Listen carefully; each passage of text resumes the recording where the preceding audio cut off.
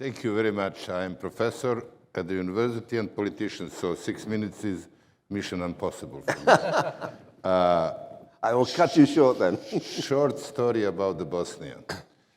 Before the war, we had a proposal about the constitutional arrangement of Bosnia, which was more or less the same like we have it now. Nobody at that time wanted to accept it. Everybody believed that maximum goals were possible. 4 years later, 3% of the population was killed. Something like half of the population replaced from their place of origin, and the same solution was there. Why 4 years after, and not at the beginning, which is logical? First, the sides which were involved in the war were tired. They finally saw that they cannot achieve the maximum goals. Second solution was in between. So there was no real winner in the war, because if there is a winner, there is always a loser, and the loser will wait for the second half of the game, which we see now in the Middle East. And third, very significant also for our topic, there was unity of the big international players. During our peace agreement, Russia, US, Europe were united and have same approach. And I think that this was the last case, as I remember, when they were together.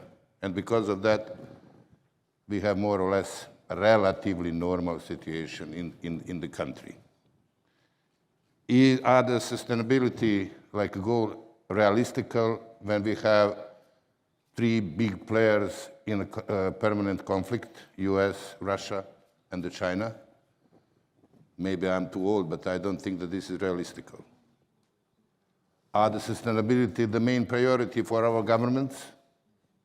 I know that in my government, if you ask the members of the government, have you ever heard about the Sustainable Development Goals?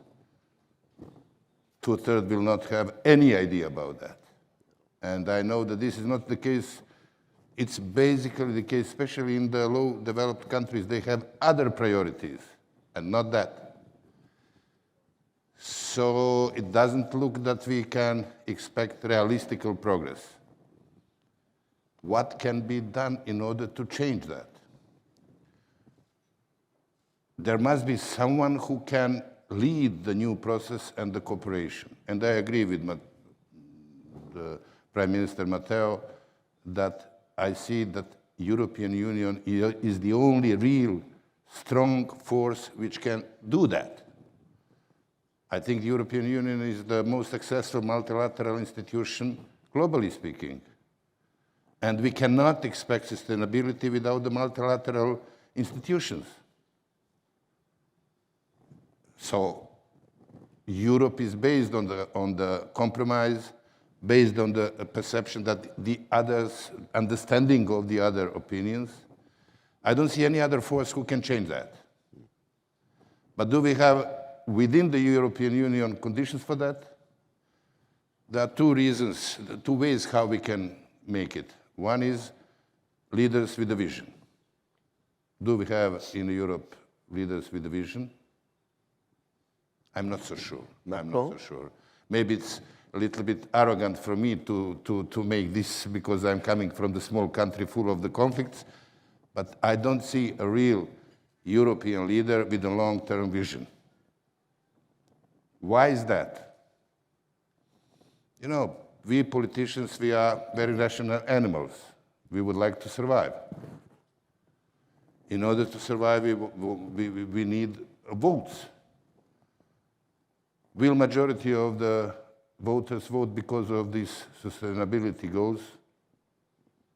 I'm not so sure. But Mladen, to interrupt you just for a second, I mean, I would have thought if you look at Europe's leaders today, one man who does claim to have a vision is Emmanuel Macron.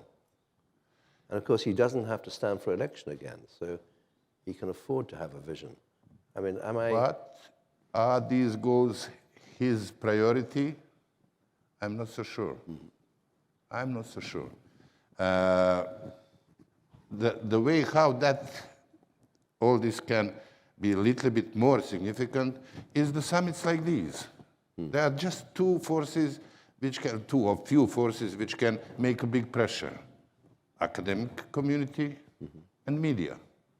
Yeah. Without these two forces, there is no way to promote these things to be so significant that the politicians will take them seriously. Without that, I don't see positive impacts which can change all these things.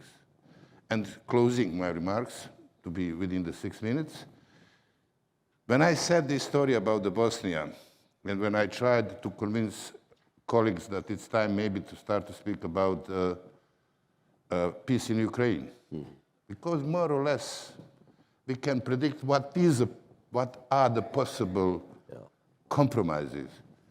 I was heavily criticized that I am on one side.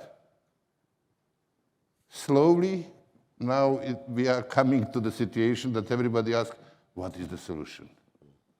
So I hope that they will not have, if 3% is, that is 6 million people to die in that part of, I hope that this will not happen, and I hope that because of that, there will be some sort of the compromise and the peace. Thank you.